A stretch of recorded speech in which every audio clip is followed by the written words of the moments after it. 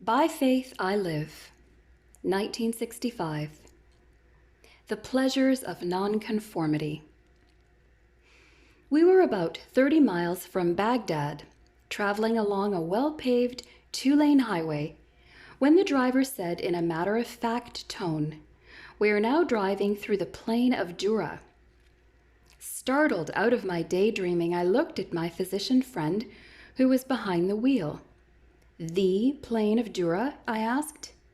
"The plain of Dura," he replied, and anticipating my request, pulled off on the shoulder of the road. I looked about me at the flat country, broken only by an occasional cone-shaped bricklin. The words plain of Dura conjured before me a scene that had taken place thousands of years before, during the reign of King Nebuchadnezzar and the lifetime of Daniel the prophet. Here 3 staunch and fearless Hebrews were cast into a burning, fiery furnace because of their refusal to bow before a great metal image. The sky was heavily clouded, and the wind, forerunner of a driving rainstorm, blew in our faces as we stood thoughtfully on the almost deserted plain. Beside us, I could imagine the 3 Hebrews standing. Convinced that they should worship only God, they had refused to bow before a great image erected by King Nebuchadnezzar of Babylon. Their high courage in the face of threatened death, their loyalty to minority religious concepts in spite of overwhelming pressures from the majority, their tenacity despite universal capitulation to an unjust demand, have inspired succeeding generations similarly called upon to compromise their faith. Do you remember the story? Nebuchadnezzar, some years before Decision Day on the plain, had dreamed about a great metal image with a head of gold, breast and arms of silver, belly and thighs of brass, legs of iron, and feet partly of iron and partly clay. Daniel, a prophet of God, had correctly interpreted this inspired dream as indicating the rise and fall of the world empires of Babylon, Medo-Persia, Greece, and Rome, followed by Rome's disintegration into subdivisions. You may read the entire story in Daniel 2 in the Bible. Nebuchadnezzar had been gratified at the interpretation, "Thou art this head of gold." But he had not liked the idea that his kingdom would someday be superseded by another. Therefore, he was immensely pleased when years later some of his princes suggested the building of a similar image on the plain of Dura to be made entirely of gold. If he had anything to do with it, Babylon would last forever. In due time, the image was constructed. Towering as high as a 10-story building, it must have commanded for many miles the attention of travelers approaching the capital city of Babylon. On the day the image was to be dedicated, leaders from all over the realm were brought in to participate. Among them were 3 Hebrews. But then the blow struck. The assembled multitudes were told that when they heard the ancient equivalent of our Marine Band strike up their equivalent of our national anthem, everyone was to bow down in worship before the image. Any person refusing to do so would be burned alive. Before that time, nothing had been said about worship of the image. Without doubt, everyone had considered it to be only a new national symbol and one's presence at its dedication desirable as a demonstration of patriotism. Now, duty to God and duty to state clashed, producing turmoil in the hearts of honest men who served both. What thoughts must have raced through the minds of the 3 Hebrews? Escape was impossible.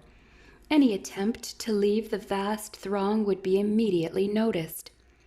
Should they make their way to the king to personally object and to explain the reason why they could not conform? There was no time for that. They could not be unaware of the reaction of the people about them, who would label them traitor, yellow-bellied, or even the commies of their day. Unimpassioned consideration of their religious scruples could not be expected when the issues had become so muddied and the mob thinking so muddled. Hopeless was the position of these loyal subjects of the king. Despite their desire to support country and government in every way possible, they recognized that their primary loyalty to the supreme sovereignty of God left them no alternative but reluctant disobedience.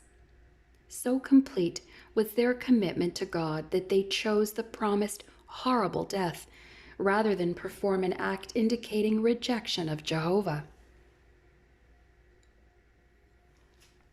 Enlightened governments never make such a choice necessary. But Babylon was not enlightened. Church and state were united in the person of the king. And now the consequences of that union were to be demonstrated.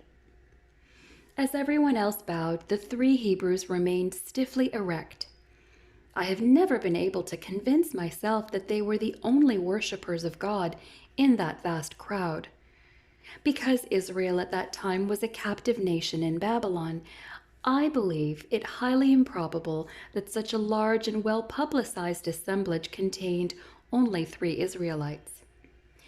But if other Hebrews were present, one thing becomes self-evident. They bowed. When the pressure became too great, they capitulated. Only 3 had the courage of their convictions.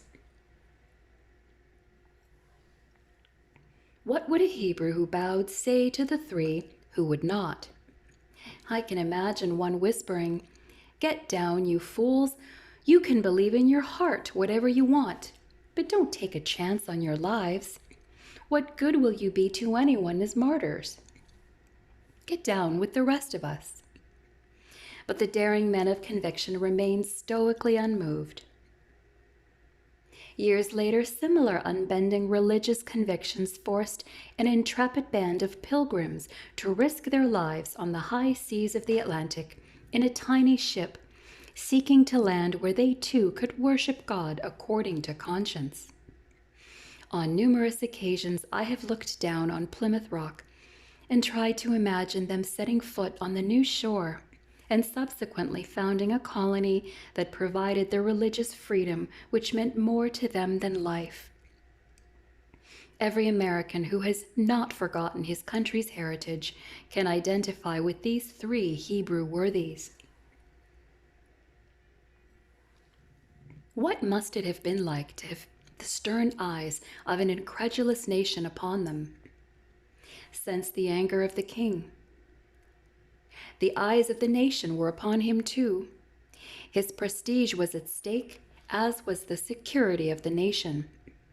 Was not the defiance of the Hebrews part of a plot to undermine the confidence of the people in Babylon's future? Due process of law imposed no great barrier to the king's wrath. Punishment for misdeeds could be both arbitrary and immediate. The king speaks, and the measure of his forbearance can be found in this. He gave the 3 men another chance. The band would play again. If at the sound of the music they would fall down and worship the image, all would be well. But if ye worship not, said the angry king, ye shall be cast the same hour into the midst of a burning fiery furnace. And who, he added with a sneer, is that God that shall deliver you out of my hands? But their minds were made up. They needed no second chance. Neither national disapproval nor kingly scorn could turn these men from their convictions. The king was a man of his word. They were consigned to the fiery furnace. This was no ordinary punishment. Few references in history are made to this means of execution. The king undoubtedly used something immediately available, a brick kiln. Excavations showed that the ancient brick kilns were similar in construction to the modern ones found in that area in great numbers. As we stood on the plain of Dura that day, thinking of past events, my friend suggested that I dip my finger in a nearby puddle of water and tell him what it smelled like. "Oil," I replied. "You find it all over this country," he said. It was the obvious fuel for firing bricks. Anciently, the fuel, a mixture of crude oil and chaff producing an intense heat, was introduced through an opening on one side of the round structure. This opening also provided a view of the inside. With the first drops of the approaching rain splashing on my face, I recalled the inspiring conclusion of the ancient story.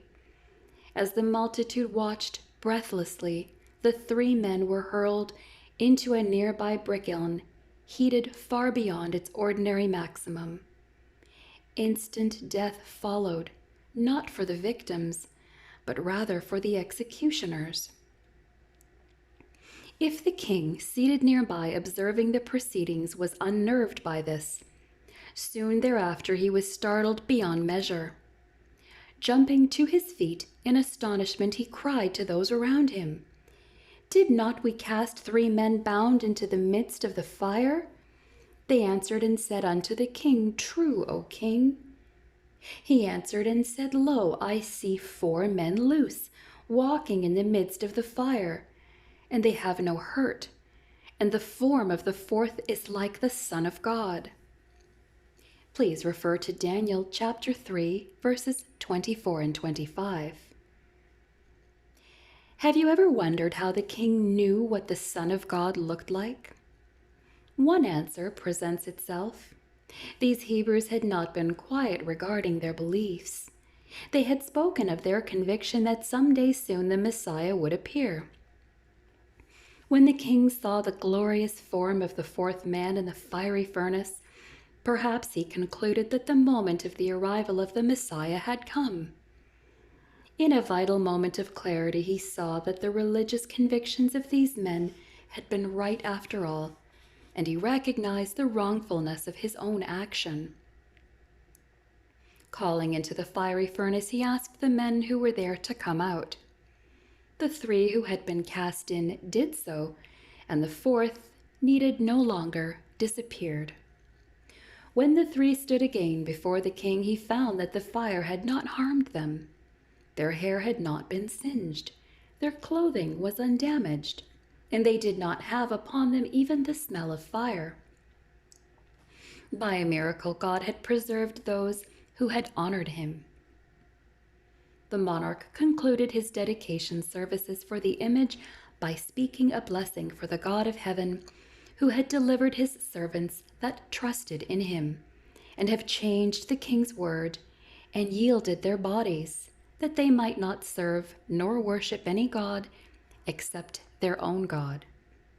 See Daniel chapter 3, verse 28. The king then made a decree that no one should ever speak anything against the God of these 3 men, threatening that any who did would be cut in pieces and their houses destroyed, because, he affirmed, there is no other God that can deliver after this sort. Verse 29. In the king's enthusiasm, he went too far. For it is wrong to make religious laws compelling people to recognize or serve the true God as it is to make laws compelling them to recognize or serve any other. Worship is a personal and voluntary matter between each man and his God. Religious laws have no legitimate place in an enlightened society. To escape the rain, which by now had begun in earnest, we dashed to the protection of our waiting car. Soon we were moving again, more slowly now, on the rain-splashed, glistening pavement. As we drove, I knew that not far from the ancient plain, unfair laws were being enforced, curtailing the religious freedoms of civilian populations. Government-placed padlocks were hanging ominously from the front doors of some churches. a Bible correspondence school, doing nothing worse than acquainting men and women with the Word of God, had been closed and its records seized. The shadow of government confiscation hung over the very church-built hospital of which my physician friend was the medical director. Only a few days later that shadow fell, and he was forced to leave the country. Even in 20th century America, images are being erected. Minority opinions are increasingly being equated with threats to national security, and the rumble of the mob can be heard. Get down on your knees. Mass opinion has acquired mounting power in this century, Walter Lippmann observes in his book, The Public Philosophy. It has shown itself to be a dangerous master of decisions when the stakes are life and death. Quoted in U.S. News and World Report, April 22, 1955. Recently, as a member of a minority Christian group, I stood in court accused of Sabbath breaking. I had worshipped on the seventh-day Sabbath as the law of God commands. But the state had its image and its law to force conformity. Not, of course, a fiery furnace for dissenters, only a fine, but perhaps here too some day the band will play and the crowd will bow. And again men will need to remember 3 Hebrews, and a 4th, like the Son of God, and courage on the plain of Dura.